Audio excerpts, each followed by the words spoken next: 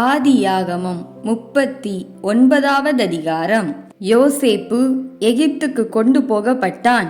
பார்வோனுடைய பிரதானியும் தலையாரிகளுக்கு அதிபதியுமாகிய போத்திபார் என்னும் எகிப்து தேசத்தான் அவனை அவ்விடத்தில் கொண்டு வந்த இஸ்மவேலரிடத்தில் விலைக்கு வாங்கினான். கர்த்தர் யோசேப்போடு இருந்தார். அவன் காரிய சித்தி உள்ளவனானான். அவன் எகிப்தியனாகிய தன் எஜமானுடைய வீட்டிலே இருந்தான்.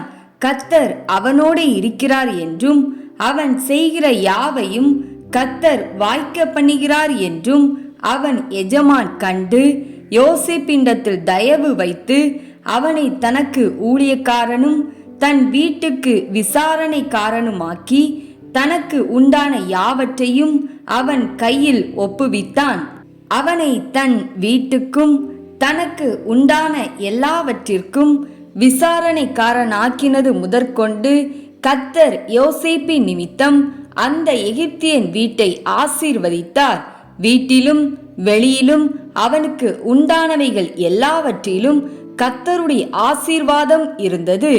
ஆகையால் அவன் தனக்கு உண்டானதை எல்லாம் யோசேப்பின் கையிலே ஒப்பு கொடுத்துவிட்டு தான் புசிக்கிற போஜனம் தவிர தன்னிடத்தில் இருந்த மற்றொன்றை குறித்தும் விசாரியாதிருந்தான்.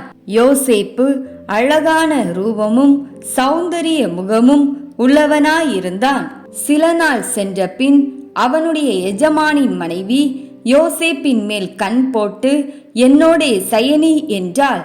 அவனோ தன் எஜமானுடைய மனைவியின் சொல்லுக்கு இணங்காமல் அவளை நோக்கி, இதோ வீட்டிலே என்னிடத்தில் இருக்கிறவைகளில் யாதொன்றை குறித்தும் என் ஆண்டவன் விசாரியாமல் தமக்கு உண்டான எல்லாவற்றையும் என் கையில் ஒப்பித்திருக்கிறார். இந்த வீட்டிலே என்னிலும் பெரியவன் இல்லை. நீ அவருடைய மனைவியாயிருக்கிறபடியால் உன்னை தவிர வேறொன்றையும் அவர் எனக்கு விலக்கி வைக்கவில்லை. இப்படி இருக்க நான் இத்தனை பெரிய பொல்லாங்குக்கு உடன்பட்டு தேவனுக்கு விரோதமாய் பாவம் செய்வது எப்படி என்றான்.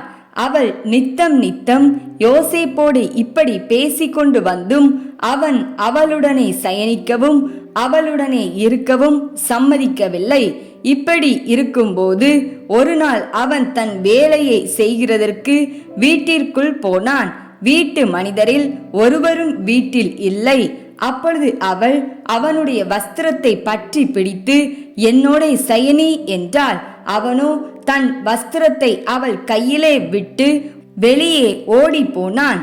அவன் தன் வஸ்திரத்தை அவள் கையிலே விட்டு வெளியே ஓடி போனதை அவள் கண்டபோது அவள் தன் வீட்டு மனிதரை கூப்பிட்டு, பாருங்கள், எபிரேய மனுஷன் நம்மிடத்தில் சரசம் பண்ணும்படிக்கு அவனை நமக்குள் கொண்டு வந்தார். அவன் என்னோட சயனிக்கும் படிக்கு என்னிடத்தில் வந்தான்.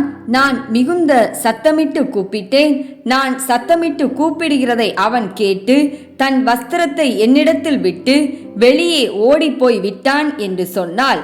அவனுடைய எஜமான் வீட்டுக்கு வருமளவும் அவனுடைய வஸ்திரத்தை தன்னிடத்தில் வைத்திருந்து அவனை நோக்கி, நீர் நம்மிடத்தில் கொண்டு வந்த அந்த எபிரேய வேலைக்காரன் சரசம் பண்ணும்படிக்கு என்னிடத்தில் வந்தான்.